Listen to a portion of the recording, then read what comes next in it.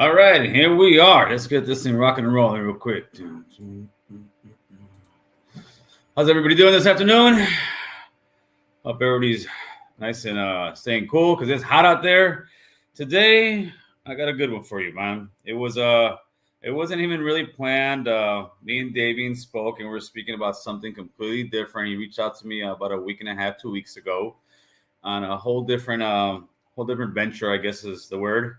And after hearing his story and his testimony for a little bit of it, I was like, wait. I said, listen, my man, I need to have you on our platform to share this story because it's an amazing one. At the age of 16, he was shot multiple times in his hometown of Monrovia, which left him paralyzed from the waist down. Prior to the shooting, he was continuous being advocate for peace and motivation, and speaking up for for just injustices and for people in his community. And to this day, he's still that man. And it's my honor to bring to you. Here we go, the man of the hour, Mr. Davien. How are you, my man? Hey, good afternoon, everybody. Good morning, good evening, wherever you are in the world. That's I'm right. happy to be here. It's an honor. Yeah, it was very, like I was saying at the intro part. This wasn't even planned. It was you and I were speaking about something completely different. And then once I heard your voice and your story, man, I was compelled to do the interview with you, man. So I want to thank you for coming on, Davien. Thank you for having me, Gil. I appreciate it, man. It's my pleasure to be here. So let's just get started, man. Where were you born and raised at, my man? So, I was born in the San Gabriel Valley, born and raised in Duarte, California, Monrovia. If you know anybody from there, they'll tell you it's almost the same place. They're so close. They're so tied together historically, especially within our Right. community. So, I was born and raised in Duarte, Monrovia, California. So, Now, did you come from a large family, or is it just? oh yeah, oh yeah. Both sides of my family are pretty large. They both migrated. Most of my family migrated from the south, to Okay. California in the 50s, 60s. Even before then, some family members. So yeah, pretty large. People who are watching this will definitely tell you we have a very large family. So, but from a young age, you were always like involved in like helping out the community. Tell me a little bit about that. So I grew up doing motivational speaking. I spoke a lot against violence, gun violence, just violence in general to keep more of a peaceful community, because I saw a lot of violence taking place, heard of a lot of violence taking place in the neighborhood that I grew up in, as well as the surrounding areas. It was just it was a cracking time, man. The early 2000s when I was a teen, it took off, and I saw people change. I saw people who were my friends, they would stop being my friend due to the politics that I had no idea about. We were raised in a Monrovia. Duarte is pretty much an all-American city. They're all-American cities. So you have a lot of people who grew up in a diverse, very diverse group of neighbors, group of friends, church, all of that, super diverse. So when that gang issue became a prevalent thing, I felt like, I want to speak to people outside of our community as well as within our community and get help so we can get support, because there's some brilliant brothers that took that road that I felt like they shouldn't have been there. And I felt like they were can bring back more to the community as a valuable asset, as a representative of the community, more than they could the way they were going. So that's when I got Absolutely. into motivational speaking. Now, you yourself, I mean, you stayed away from the gangs, but how did the gangs treat you? Because I'm sure you would walk and cross lines that other people truly, really, or couldn't at the time. Oh, definitely. I had a lot of family and friends that were all, at one point in time in their life that were, a part of it, a part of the gang lifestyle, a part of the gang culture. Been to prison, all of that. My father, my uncles, different people that I'm directly attached to. Right. But I was able to, I guess you would say, navigate at a time because it wasn't always racial. I didn't have to worry about, anybody shooting me. I never had that problem. I never felt fearful. I mean, there was a lot of fear between what you would hear about other people getting shot, but I felt that if I wasn't a gang member myself, I had nothing to worry about. And I was wrong for the simple fact that when racial tension bubbles and that bubble bursts, it leaks into the community on both sides, you know. And talk to us about that because I mean, you found out the very hard way that you weren't safe from violence and you weren't safe from the streets and the racial problems that were going on, right?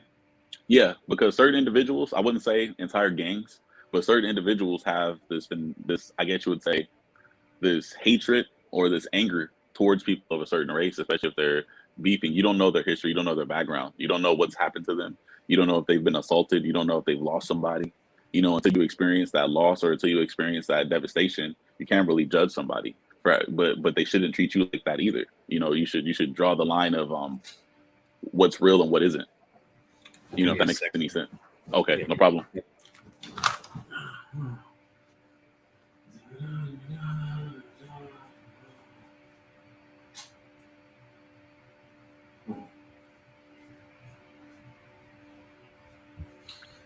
I'll fix that in the editor. I think I gotta switch the camera angle, but I'll do it again in 30 minutes. Nah, Sorry. So you're good. to me though, Davien, it's amazing you speaking and saying what you're doing after going through what you went through, because like I said, at the young age, you were always an advocate for peace and a motivational speaker.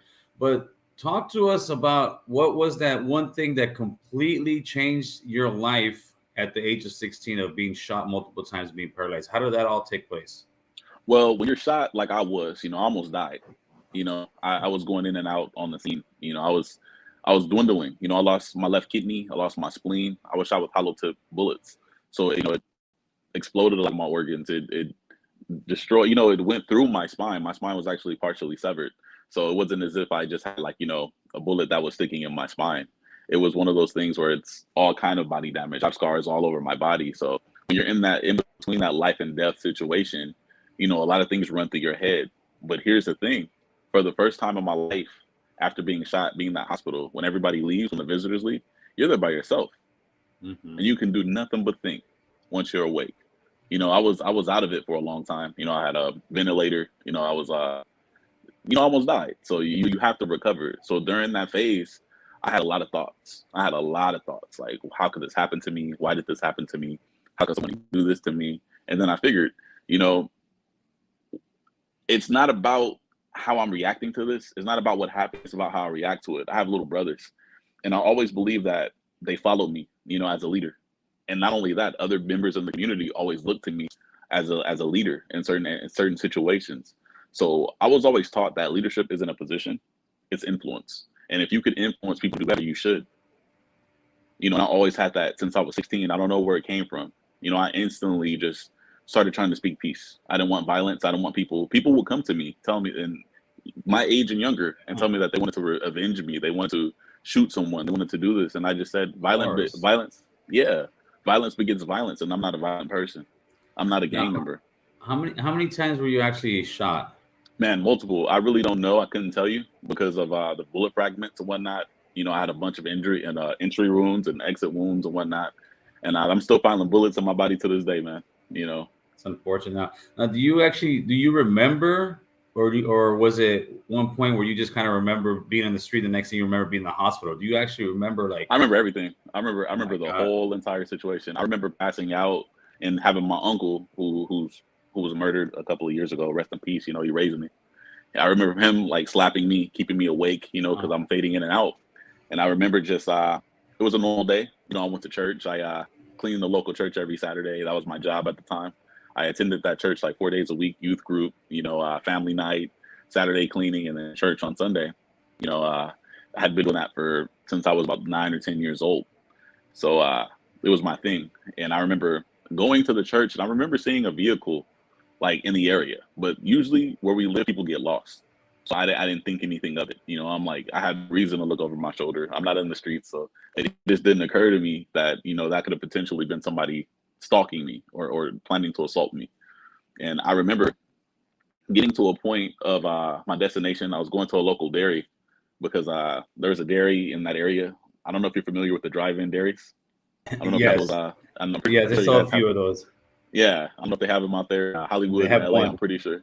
So, Altadena Dairy, I'm going through there and to get some chips and stuff right after work because, the church is maybe a few seconds away across the street, and as I'm going, I see a car, but I don't judge people, I'm not looking at them for any other reason other than, oh, it's a car. Let me watch it on my bike. Let me be careful. So as I get back from the dairy in front of the church, I hear the gravel on the street, kind of the wheels kind of, turning over the rocks. And I look to my left, and I first thing I think is they're going to ask me for directions because they must be lost. I've been seeing them the whole way I've been going here. They must be lost, so they're probably going to ask me for directions. And then no, he pulls up, rolls down the window, yells out a few things to me. Next thing I know, I'm looking down the barrel of a gun. And if you've ever been on Peck Road, in the San Gabriel Valley, sometimes the curbs are a lot higher than the street. So, the car's right here and I'm right here. So he's pointing up at me, and I'm looking down the barrel and I'm like, your light flashes before your eyes, brother. When they say, hey, the light flashed before my eyes, that is true. Because you're just like, all you can do is gasp. But instantly I reacted. I just threw my hands over my head and I tried to jump off of my bike. And as I'm trying to jump off my bike, my feet are getting caught in the pedals from panicking.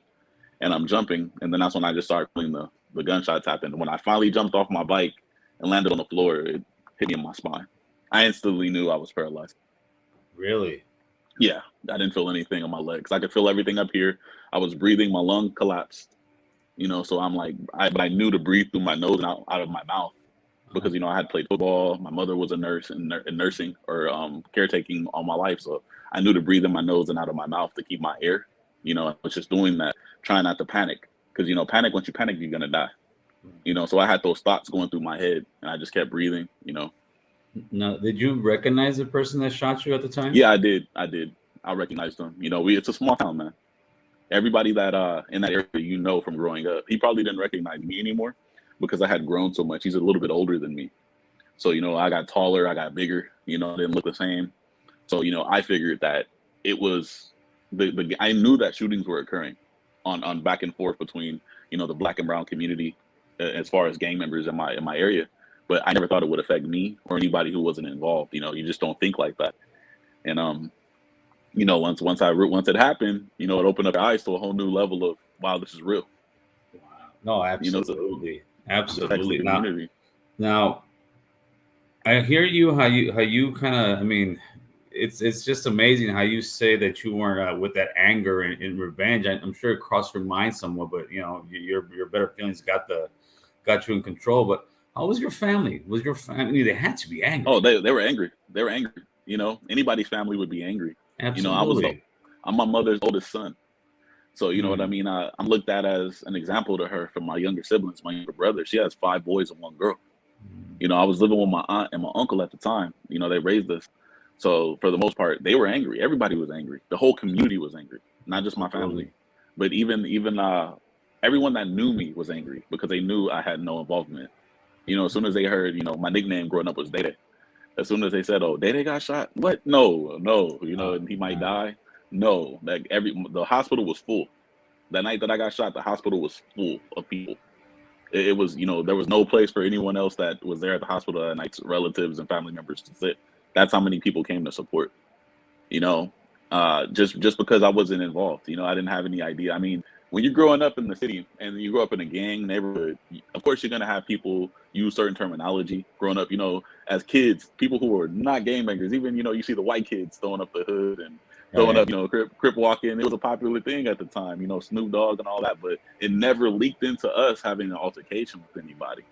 As far as where I lived, we didn't do that.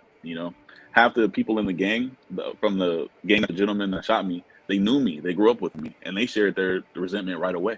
Wow. They told me, like, this shouldn't have happened to you, like, not you. It went too far. And then the next day after I was shot, an older gentleman who was about 64 years old, a black gentleman, was murdered. Like, right away. So it became like a community thing. It became like once that tension bubbled up from the gangs, it leaked definitely into the community. And people on both sides, black and brown, were killed or maimed. Right.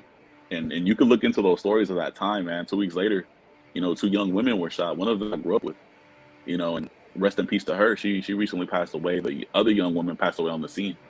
So it was just, hearing all that stuff would make me cry. I'll be in the hospital and I would be crying because I'm like, we're so young. We were so young. And I remember feeling like that. Like, what if I'm like this for the rest of my life? Will I be okay? Will I be able to walk? I never listened to the doctors. I never listened to them saying, "Oh, you'll never walk again." I just didn't believe it. And by the grace of, by the grace of God or fortune, I'm able to feel my legs now. I can't walk, but I'm able to move. I'm able to speak. I'm able to move my hands. I'm able to do different things that I never thought I'd be able to do. Now, how long were you in the hospital bedridden for after the shooting? I was in the hospital for months. Months. Wow.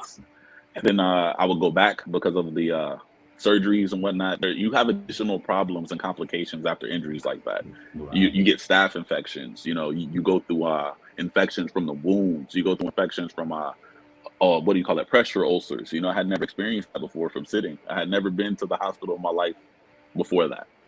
Oh man. So after that, I had to learn a whole new way to live, a whole new way to survive, a whole new way to time yourself when you have to go to the bathroom. There was a point where I couldn't tell if I had to urinate or defecate. I couldn't tell. Mhm. Now I can. Now I got full control of my bladder and bowels. But back then, that was so embarrassing for a 16-year-old man to have to Yeah. experience that. I had a girlfriend at the time. You could imagine what that would have been like, brother, in high school, just Oh my going through that, God. trying Yes. to Yeah. trying to get back, into it, and you're paralyzed. You know what I mean? You think like, okay, like forget my legs, what about my other leg? You know what I'm saying? Like, what about my sexuality? You know what I mean? Like, what's Right. going on here, man? And that would make you mad. But then, fortune came and I was able to, get a lot of sensation back early, probably because I was so young. I had a lot of healing factors on my side. Time was on Right. my side, I always say. But it was a lot, man. It was a lot. Now, was there any time that you felt like quitting? You felt like I don't want to live Oh, like this? oh yeah, man. Yeah. When you have embarrassing moments, brother, when you're rolling somewhere and you fall out of your chair and there's Mm. nobody there to help you, when you get stuck on somewhere, you can't go upstairs. You're watching everybody else dance around you at prom. You're watching everybody else dance around you at homecoming. You're watching all some of you. What would kill me, and this is no offense to anybody because I didn't understand when I was younger. When I would see a lot of my peers grow up, they would come up to me. I would be sitting on my porch or somewhere outside my home, and they would come up like drinking a 40 and telling me it's gonna be all right. And I'm like, why did I get shot? You know what I mean? Like, no offense Right. to anybody who drinks or anything, but I've seen a lot of people who would tell me ignorant things like it's all right, you're gonna be a gangster after this, you're gonna be this and this, and Oh, like, not a lot of people didn't tell me that. I had more good people tell me better things than that. But when I right. would hear that, that would hurt me inside because I felt like, why? Like why is that is it I had a hard time understanding. So Right. that's You're trying to make something positive out of this, and they're trying to bring it back to more gangsterism, and they yeah, don't know yeah. they're not paying the price that you're paying for what they're trying to say is gangster. Absolutely. I'm not a part of the cost. So it's Right. just irrelevant to me, all of the issues and social factors that they had into the form of tribalism that they did. Now, did your siblings, I guess, I don't know if forgive is the word, or were they able to heal? As Because it seems like, I mean, I'm sure he went through some years of hell, and but were they able to heal as good as you? Because I mean, I hear you, Davien, and it's like you have no hate in your heart for that, man. That's incredible to me. Yeah, you have to. I feel like as somebody who was a lover my whole life, you know what I mean? I felt like hatred, when you hate someone, you give them all of your time. Yes. You become what hurt you. And my little brothers, they had their times. They've had their times where they've broken down. Another one of my other siblings, unfortunately, was shot too, Oh man. in a different situation, but he lived. He's okay. He was injured. His leg got injured, but he's fine. You know what I mean? And that set me off. That's when I was upset when something happened to him. That was, when I had already left. I was already Right. in college, and but as far as my siblings, they developed a different understanding because it was their big brother. You know what I mean? It's like your big brother here. And then what affected the most I feel was when I left because I feel Okay. like I had to leave for my own reasons. I feel like I was becoming something that I wasn't. When you can't, not everyone, but there was a few people that would try to intimidate me. There's a few people who would try to, I don't know. I don't even think a lot of these people gangbang anymore, but Right. I guess they thought they would get browning points or, some kind of score for bothering me. And they didn't realize when you can't run and you can't walk, you go crazy. You'll hurt somebody. You ever see like a maimed wolf or a lion? They don't Right. fight fair. It changes you. And I feel like I needed to leave because that wasn't me. And I was being forced to become something I wasn't. A Right. lot of times my family, they wouldn't understand the PTSD. They wouldn't understand the post-traumatic stress disorder I was going through. So if we went to the store and I would be left in the passenger seat of a car, they wouldn't see people pull up on me and throw up gang signs. Hmm. So you could imagine just being a sitting duck. It just makes you crazy. And people say, well, that didn't happen. They weren't going to do anything. Well, I don't know that. How can you say that? I got to leave. I got to get out of here. And I chose to seek an education. So I left and went straight to a university. Oh I wow, didn't that's amazing. What university did you go to, and what would you I went study? to I went to Cal State University, Fullerton, and I studied radio, TV, film. Even before I was shot, I was always at the film. I always had a camera. I was always in the film classes since I was 12 years old. Right. I was always in the movie making and filmmaking and radio. I loved it. It was a part of my life. How many years you go to college? I went to college for longer than most people did, due to the fact that I was still going to the hospital a lot in college. I had like 6 different surgeries while I was in college. Oh man, how So, did you juggle all that? man, just get out the hospital, heal up, go through therapy. I don't know if you've ever heard of a what is it called? What is it called? I mean, I've gone through it so much. A flap surgery. Have you ever heard of that? No. Where you have to have muscles taken from like your thigh that you don't Oh need yes, to be yes, placed in like your butt area or your hair area. I had a bullet right. wound that wouldn't heal because I was sitting on it, and I was getting skinnier, and my bone would rub the muscle, and I could feel it. I started getting sensation back, so that was excruciating pain, and I had to get a flap surgery, and then I ended up having to get another one on my other leg due to the pressure I was putting on one leg, and then like I didn't have the best sensation then. Now I do. So I have big old scars on my thighs going from like, my butt Mm. to under my kneecap. You know what I mean? Just a bunch of surgeries. And I would heal, go through rehab, and go right back to school because I felt like that was the only way I could learn how to better myself.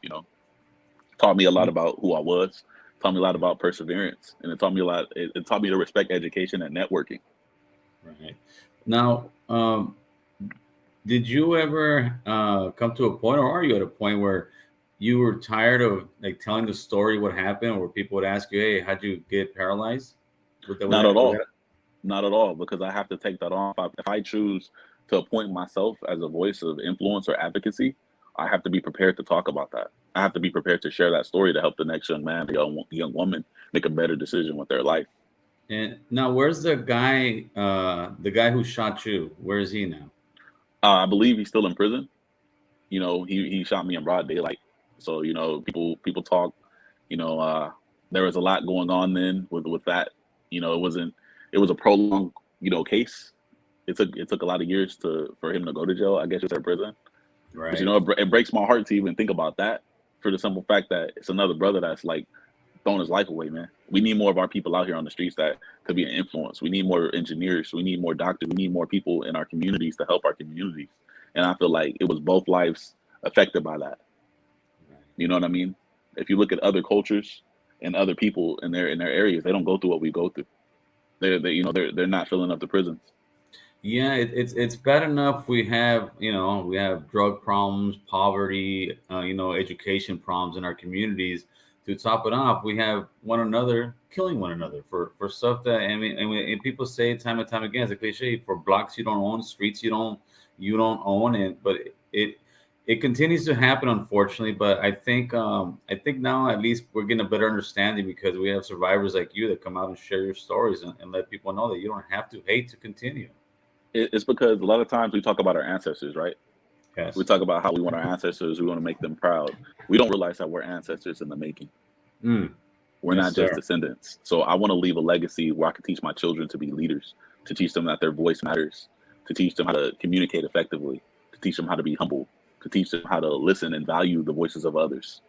You know what I mean? Everybody's voice should be respected.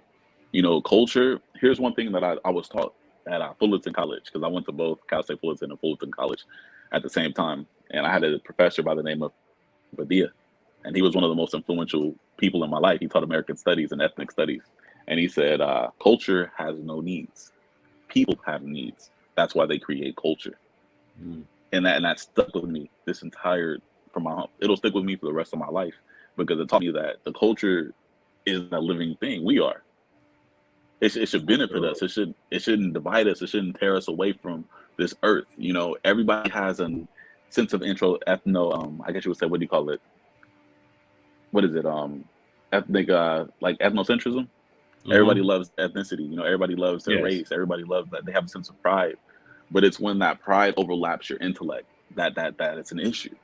It's like how for you, for example, your voice for your people, you automatically, it's not a position of power, but it's a position of influence, which Yes. equates to power. You're Yes. responsible, you're influential in their lives. So the work that you do is so crucial to people. They want to hear what you have to say. You know what I mean? And you're what you're doing is you're helping your community, as a representative, and that makes you a valuable asset. Before I came on here, or before I reached out, or before I talked to anyone, I always ask myself, am I valuable in this area? Because if I'm not, I'm not going to go. I'm not going to put myself there because Right. I'm just going to be there to be there. I want to bring value to the situation. How can I help people grow? How can I help people for real? Not just with No. a sense of motivational speaking that leads them nowhere.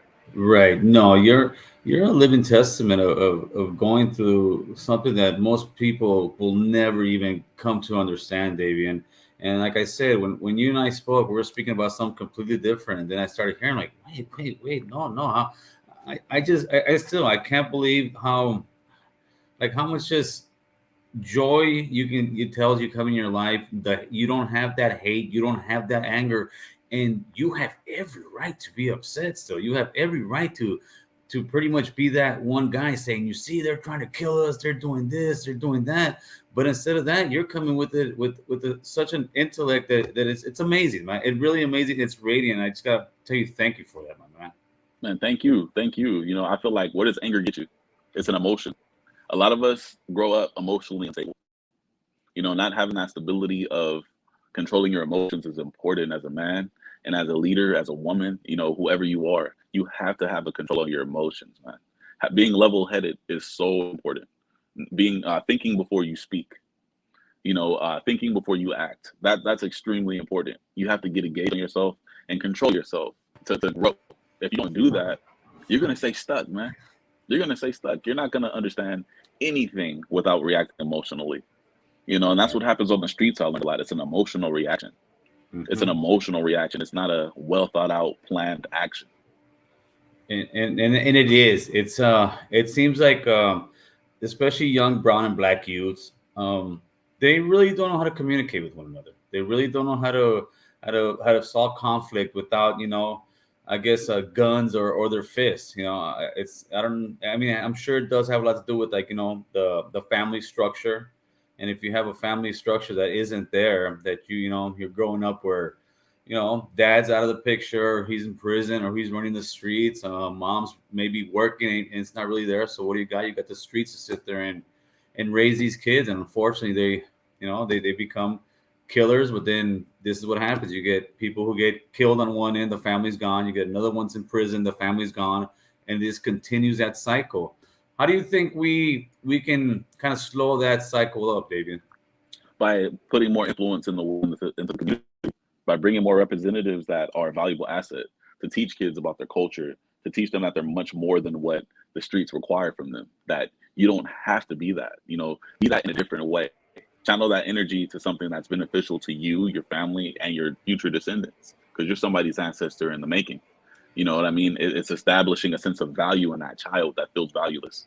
It's essentially giving them a sense of worth when they feel worthless, you know, because they're not. They just don't know it. It's because, you know, sometimes we don't have the luxury of having families who have that sense of education. Sometimes we're raised in a lot of ignorance. You know, I had to unlearn a lot of crap, bro. I had to unlearn a lot of stuff because I was raised to be a certain way. You know, I was raised to defend myself. I was raised to do this and that, which I think there's a time for everything. I think there is a time to defend yourself. There is a time to fight. There is a time to be violent. But, Of you know, course. God gave you two ears and one mouth for a reason, man. Pay attention to your surroundings. Listen, you know, understand what you can do. Use your education. I might not be able to walk, but I can use his brain, man. I can use my heart. You know, I can teach people, hey, listen, it's not over. Chill out, relax. Sometimes you need that. Sometimes you need a bigger brother or influence to tell you, hey, chill out. Go sit down for a minute. Calm down, and then we could talk about it. I'll help you. I won't just leave you on your own, but I'll help you. But right now, you need to calm down. You So, don't need that. what do you tell African American men that sit there and tell you, nah, man, you should be angry? Because I'm sure you get some people saying you should be angry, you shouldn't forgive people that did this to you. What do you tell? How do you guys have that conversation? I've had the conversation many times in my life, and then most of the time, like 99% of the time, they walk away feeling different. I tell them, where's that going to get me? Where's that going to get me as a person? When you hate somebody, they are your master on Mm. either side of the spectrum. And as a representative of my community, I have to teach strength. I have to teach leadership. And you know, what does it take to be a great leader? Effective communication, humility, you being humble, being teachable, valuing other people's voices and being strong and center of yourself, knowing yourself. I'm not like that. I don't think like that. I respect your opinion. You could be angry. You can say this and this and this. You only get one life. I've heard everything you could imagine. You could possibly imagine, brother. I've heard everything. And what I Absolutely. tell them is, I'm doing a different thing because I got people who depend on me to use the intellect that I was blessed with through my experience. My experience taught me something different than what you're assuming I should feel like. That's your assumption. because I actually care about mine. I care about my community. I care about my people. So if I care about them, I'm not going to lead them down angry, unstable, being emotionally unstable. Yes, sir. Yes, sir. Wow, that's amazing. Now you're a family man. You just had a baby, right? Yeah, I have 2 kids, man. In Oh. 2020, my girl told me, she was pregnant with my son, and that changed my life. You know what I mean? It was a COVID baby, and then a little, while he was still while before he was a year old, I'm pregnant again, and I'm like, whoa, that changed my life. It just I have a 1-year-old son and a 6-month-old daughter. You know Oh what I mean? man, So that's amazing. And your kids are also biracial. I don't think people will know that either. oh yeah, they're biracial. They're biracial. They're brown and black. Black and And brown. and to me, that's it's just, I mean, it's almost a beautiful part of the story with you. How did you meet your wife now? And how did she take it when you told her the story of what happened? Because I'm sure it must have been a little bit, Oh, stand up. instantly she took a liking to me when we met. Because I was a photographer. I'm still a photographer. I've always done photography. And I was supposed to take her pictures, which I never took. Long story, but she went to UCI. She's an astro engineer. She's gonna kill me. She's an astrophysicist, and she's an engineer. So Oh she went man. to yeah. She has an incredible story too. She was born in Mexico City. She came to America, when she was a little girl, didn't speak English or anything until she was about 10. And she went to University of California of Irvine, and she got her degree in astrophysics and engineering. And we just met. We have that same story. I was out here in Orange County, didn't really connect with anybody. She was out here in Orange County and didn't really connect with anybody. And we just, we started connecting, man. And we just kind of fell in love. And when she heard about what happened to me, she was furious. Oh man, that. She was furious, and she was just like, she's still furious. You can't bring it up. She gets angry for me, because she looks at it like that shouldn't have happened. That shit. She's never tried to she's never said anything about it. Being a fellow, Mexicano or somebody from Mexico originally. You know what I mean? She never said anything like that. She just always said that individual did that to you. And I hate what happened to you. You know what I mean? And she's angry. She's upset about it.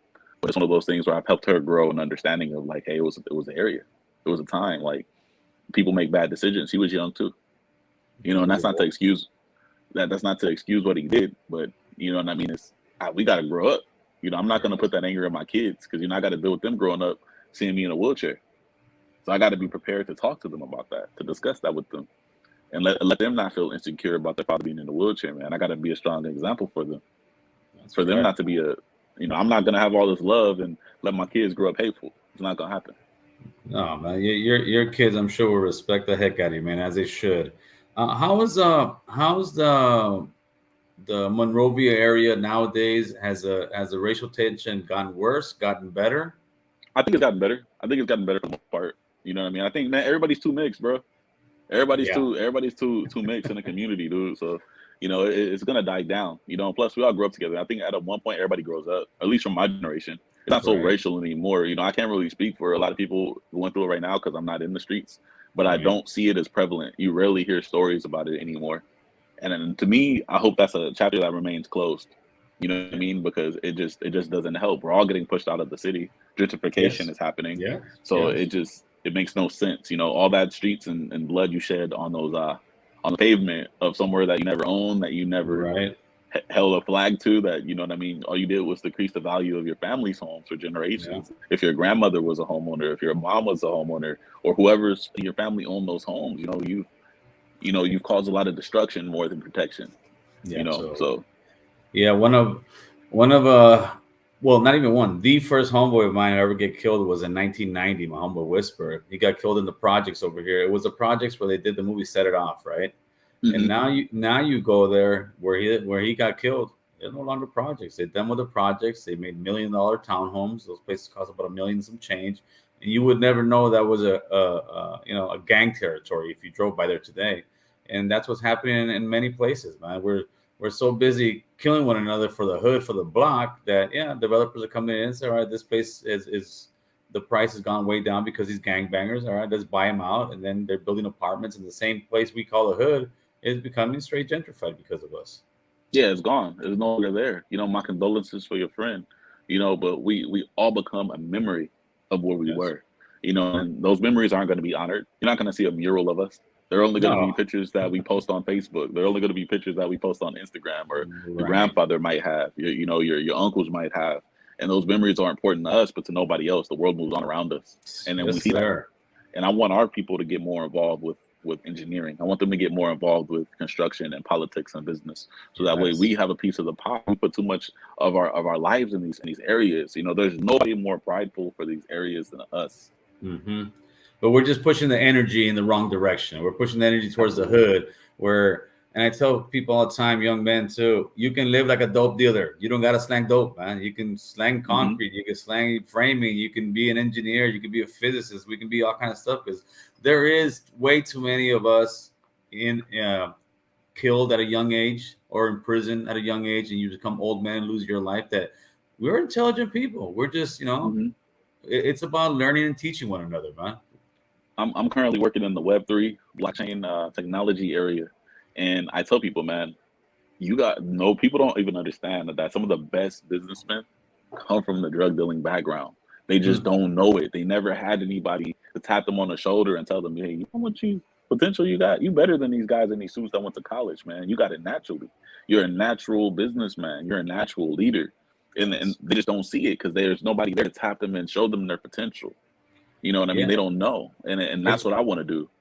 it's the same hustle. It's the same exact hustle. Instead of going and copying some more dope, you're gonna cop some more material, whatever you're buying, whatever you're selling, you're gonna put a price tag on it a little higher. You're gonna advertise it a little more. Your dope's better than everybody else. It's the same exact thing. The big difference is that money you got, the cops can't knock down your door and take it from you. That's your money. That's That's legit. money.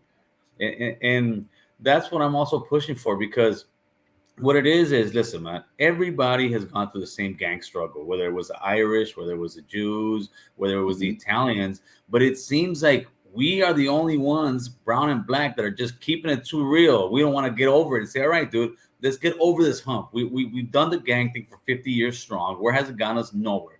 Even if they got, I'm not saying go to become a criminal enterprise, but at least all those places they Yeah. stepped it up. They became let's say like Italian mob, and all, but eventually their family members, they're all legit. They all have legit Hmm. businesses because the point of doing all that illegal is to get enough money to make yourself legitimate.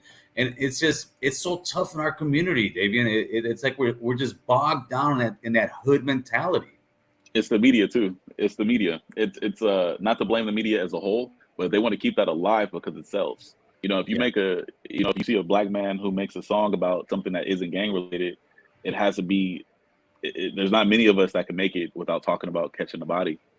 right. Why is that so popularized? You know, same for the Latino community with rap. You know, Same at thing. least, it's like how can we erase that? Because to me that's insulting. To me that's insulting because we have uncles, we have cousins, we have grandfathers that didn't do any of that, and we respect them more than anything. We should live in that light of I can do this, I can do this, I can do this, not just take a body. What the hell? Like I'm killing my own kind. Yeah, Like what did Tupac say? It's genocide when we ride on our own kind, and it's yeah. true. It's You my own know, kind doing the killing here. yeah, yeah. It just makes you reflect on we're much more than that, man. I'm not a Sometimes when I run into people, I've heard this thing where they say you don't sound like you're from where you're from, and I'm like, Right. huh, I'm act like I didn't hear that. Let's start over. Just because you know what I mean. It's like that's I'm not gonna emotionally react, but I'm gonna give you a chance to clarify what you were saying. You know what I mean? So Yes. we can discuss that further because education, we're all educated. I don't care how someone sounds. That person, I value their voice just as much as I value mine. And the next person, I don't care if it was, Barack Obama. I'm gonna value my friends just as much as I value his voice because we all matter. We're all on this little pale blue dot in the universe, man. Yes, sir. Yes, sir. And I think it comes to that where it's almost the same stereotype. If you don't sound a certain way, they think you're not from the hood or anything else, which is the farthest thing from the truth, man. Real Hmm. gangsters are gonna speak articulate. They're gonna be, they're gonna let their point come across without having to cuss with every other word, or Hmm. I'm saying every other word, or my boy every other word. It's like and it goes back to us as childs when we were in school, and the guy who was doing good and is probably now your boss was the guy that we would be like, nah, you're a schoolboy. You're a Yeah, you're schoolgirl. a Like square. You're a you're a square. Yeah. like that's something to look down upon. and I have kids now. I have grandkids. I want my grandkids to be squares. I want my Yeah, kids to be square. There's nothing gangster about going on the block with a gun and smoking dope. And no, that's played out. But I think you're absolutely right. It's it's the influence of rap music and movies and everything else, and even like these Call of Duty games that these kids are playing. They think they're catching all these bodies and they believe, oh, this is how it's gonna be, but they don't know that once that whole shooting's done, you're going to be stuck in a cell for the rest of your life, and then you got to pay the the rest of piper, your life. right? Man, and do not waste your existence by being in prison. Do not. That's Mm-mm. such a, you're detached from the world. You're detached. That's the ultimate punishment, being detached away from society, man. Away from the world, away from good food, away from good views, away from sunsets and From oceans and life, from from life, life, from from life, from man. from living, from getting that money, from building yourself, in society, man. The world is much bigger than your hood. That's what I tell everybody. Oh my You know, God, the world yes. the world is much bigger than your hood, man. Like you said, once the projects are torn down, once your houses are torn down, once everything's remodeled, that street is not gonna be remembered as your hood. So No, you're much more than an attachment to that. This world is yours. The world is yeah, yours. The world and is yours. yeah, man, it's about us changing that and looking outside the box because when I was young, I believed that for many years. This was it. It was just these couple Hmm. blocks. This was what life was about. And eventually, you start going out and realize, man, no, there's a big, beautiful world out here, man. Man, And yeah. and I see one thing that I do see that's reassuring is that you have a lot more family members. I know a good chunk of my homies now. Their kids aren't like that. Some of their kids are sheriffs. Some of their kids, are teachers. Some of their Hmm. kids are. We're breaking that cycle slowly but surely. It took us 50 some years or a few hundred years to get where we're at here. So it's gonna take us a little while to get out of it. But with people like you in the forefront, David, man, I've got great hopes for us as just human beings. Period, man. Thank you. We need that representation. We need a different sense of character. We need to show people like, hey, I love you. And the only way I can show you I love you is by giving you what I can for free. You ain't got to pay me for this. I'll teach you this. And to any of your listeners that are out there, man, if they want to learn more about Web3, I'm building a platform and it's going to be huge.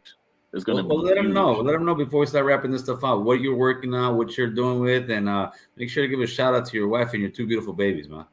Oh yeah, thank you. Yeah, man. I have to shout out to my lady Anna and my son, little Davien, and my daughter Diana. Davien the second and Diana. Those are my angels in my life. I love them. And they're the reason why I began building what I'm building in Web3, because I feel like there's a lack of representation of diversity. There's not a lot of diversity, inclusion, and equality in this field yet because it's so new. But that being new, it's essentially going to be the next extension of the internet. It's not mass adopted. There's not a mass demand for it. Most people don't even understand what the blockchain is, but that's a perfect opportunity for our people to get involved, because it's like, if you would have knew about the internet and you would have knew how easy it was to get involved back then, it wasn't easy, but it wasn't hard. If you would have been able to pick up a book and learn how to practice the networking for the internet, having access to it when it began, you would have been a millionaire, billionaire. But it just wasn't, our people didn't have access to it. Right. So what I want to do is I want to start introducing that to our communities. And all Web3 is using a blockchain, which people can hit me up about later, because that's a whole different tangent I don't want to get into. Okay. But Web3, it's about solving problems, like adding solutions to problems that we currently have. Like right now, we're on YouTube, right? We're Yes. going to be on YouTube. All the subscribers on your YouTube, do you own those subscribers, or does YouTube own the data No, of those subscribers? YouTube owns them at the end of the day. So don't you want to have ownership of your content completely, where there's nobody over you that can pull the strings? Absolutely. Absolutely. That's where Web3 is going. So Web1 was back in the 90s, 80s, where you could just read on the screen and you couldn't really type anything. You remember those days where you just open up the Yes. internet and you can only read? Now we're in Web2, where you can read and write. You can log into Facebook, you can create. You can Okay. Now Web3 is taking you away from that layer of dividing lines that keeps people directly to you. You own your content. So if they were if they were to come to the American Cholo YouTube channel, instead of it being YouTube, it would be American Cholo. It would be your channel. Oh, And it'd be then just the blockchain, essentially think of the blockchain as like FedEx. When you get a tracking number, hmm everything that you put on there, say if it's digital assets or anything like you're doing now in videos, it's immutable. It can't be deleted. oh wow. So it's always there. So that way, if somebody was buying into your services, their transaction will always be provable on the blockchain. You can't mimic it at all. There's no way to take advantage of it. So it's basically tracking everything and proof of staking. So if somebody came to you, you can now get paid for your content the way you want to. You could own it, and you could help other people stay connected to you. Because if YouTube changes the algorithm and you're not reaching your audience Oh anymore, yeah, for sure. They start shadow banning you and stuff. That's what I'm getting right now. so you get what I'm saying? So imagine if you had a way where you had the email list to all of your users and they tapped in the same way, but maybe, you know, it could be free or you could charge them. And in the form of like different assets that are crypto related and NFT related. You know, imagine if you had a service where it's like, hey, 50 cents for this live stream each, and then everybody came and was like giving you that. You could imagine how much that would help you supply yourself and fund yourself and also get back to your community. And that's what I'm building. I'm building a platform by the name of Media Eye NFT Portal. And me and my peers got together because right now you hear about NFTs, you're like, what the hell is an NFT? Right? And like you don't understand it. You're like, nobody understands it yet. But eventually everyone will. Because everybody will be using them in the future without even realizing they're using them. Because that's what everything is gonna hit. Now when are you guys looking at maybe launching this thing off? Hopefully we have a live demo up probably by the end of August, beginning of September, like our live demo. And then we'll get feedback and then we'll launch probably a couple of weeks after so. We're ready to go. It's fully packaged and we're thinking about the inexperienced user. Because nobody has built a frictionless, seamless way for people to use these services easily. It just doesn't exist. So what I want to do is offer it to your community. If there's any artists out there that have an ongoing business that wants to get into NFTs or potentially look at it as an extension of what they're already doing, that's all NFTs are. You don't have to change anything. It should be fully automated. It should take care of you, but just as an external extension of what you're already doing, like add it to your business model, so that you can have your identity in Web3 early. If there's any listener out there, even yourself, if you want to get involved, contact me because we're going to be doing a content creator campaign where we take some of the best content creators. They're going to send us in their video, tell us their idea for an NFT and how their NFTs value back to their listeners and help them connect with the community. Bringing in awareness, ownership, stakeholding, and participation. We want to connect them in a way that gives them light to that world, to that Web3 world, and we'll sponsor them. We'll help them create a website. We'll help them create their NFTs. My team is full of people. We have about 31 people worldwide now. So you could imagine, So we want to help out. You can count me in, Davien. I'm interested. I'm interested. Let's do it. Let's do it. Let's see what we can do. Let people know exactly where they can find you if they want any information on this. All right, so you guys can look up Media Eye NFT Portal on Twitter, and you can just message it. I'll respond to you.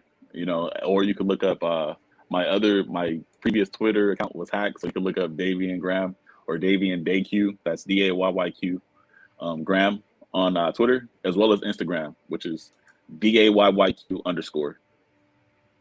So like, and you can reach me, and I'll talk to you guys about anything. So for sure. So Davien, I just want to tell you, thank you for coming and sharing your story, your energy. You're just a beautiful soul, my man. Straight up, man. You're a beautiful soul. May God continue to bless you and your family, and you get the last word, brother. Thank you, Gil. I would like to give a shout out to all the young brothers in the community and say that your voice matters. You matter. You're strong in a sense of yourself. It matters how you reflect onto the community. You know, if you're a valuable asset or you value yourself, work on yourself. You know, do whatever you feel is necessary for you to grow, to help the next brother grow. And that's all that I like to say. And that's all you got to say, man. I want to thank you guys for coming in. Make sure to check Homeboy out, and you guys have a great weekend. Stick around here real quick.